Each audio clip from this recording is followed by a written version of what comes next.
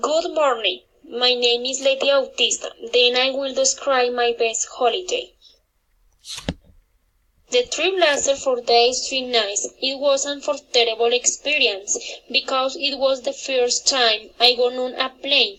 The lodge was in the Portobello Hotel Convention Center. We arrived at 9. The first time we was have dinner. The tour the center of San Andres walking enter various stores, cosmetics, perfumery and crafts. That night we returned used to the hotel to rest.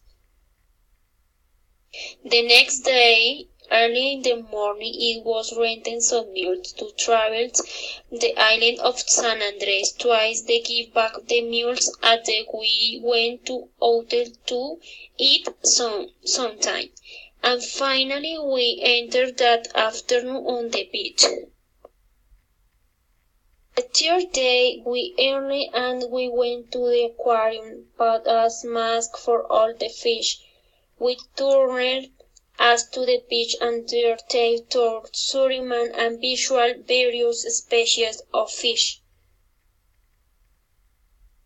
What I liked most was the sea of 7 colors. Experience the submarine and have swam in the medium of the sea.